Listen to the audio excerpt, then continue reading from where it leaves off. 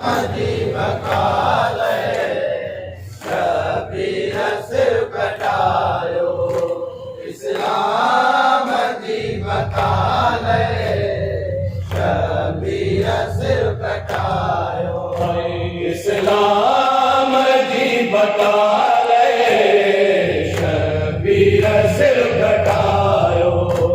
इस्लाम अजीब काल शबीर सिर कटायो इस्लाम अजीब काल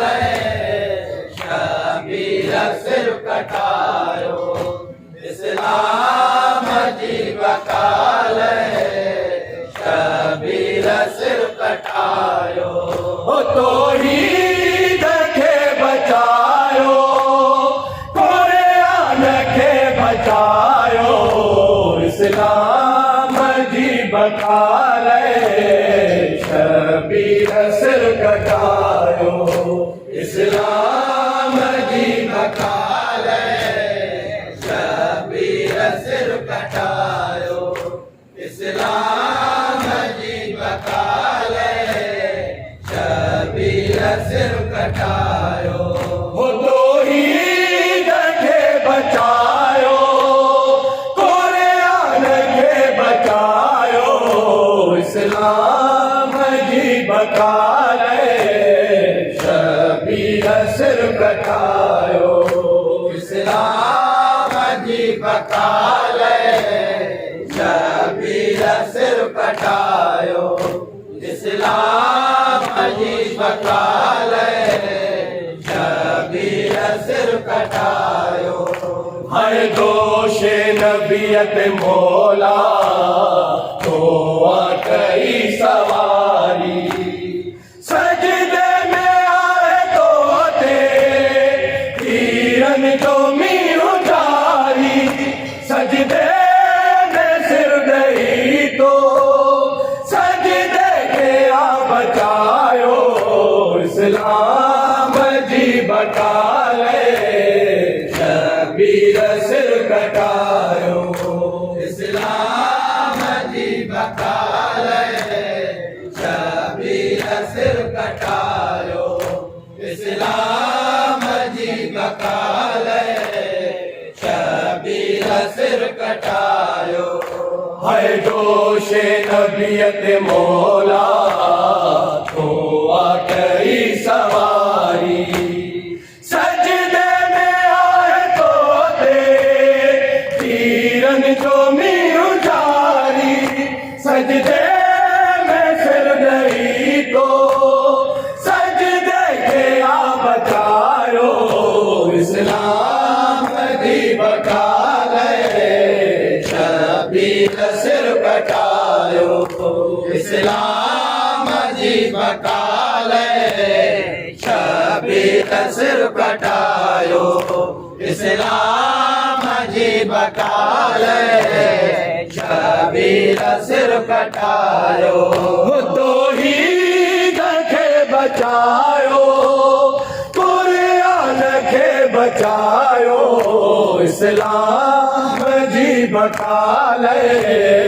शबीर सिर कटायो इस्लाम अजीब काल शबीर सिर कटायो इस्लाम अजीब काल शबीर सिर कटायो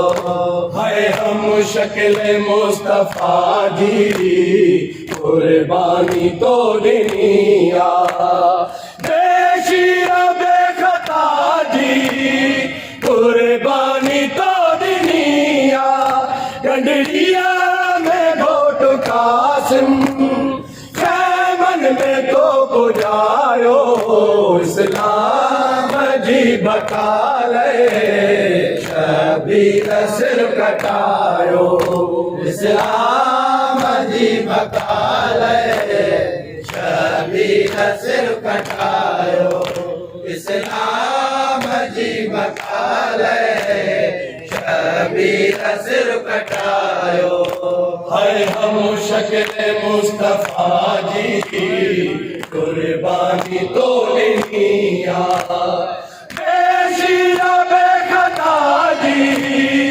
कुर्बानी तोड़निया गंडरिया में घोट कासिम के मन में तो बुझायो इस्लाम जी बकाले शबीर सिर कटायो इस्लाम जी बकाले शबीर सिर कटायो इस्लाम जी बकाले शबीर सिर कटायो वो तो ही रखे बचायो रखे बचायो इस्लाम जी बकाले शबीर सिर कटायो इस्लाम जी बकाले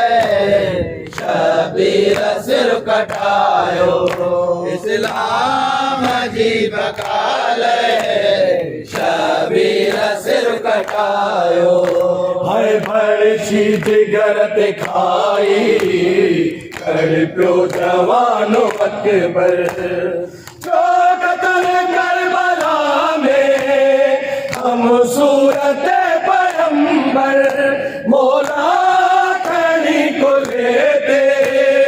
अकबर जो लाशो आयो इस्लाम जी बकाले शबीर सिर कटायो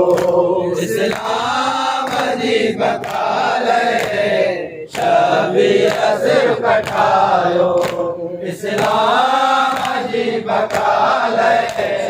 शबीर सिर कटायो हाय बड़ी जिगर दिखाई कर प्यो जवानो अकबर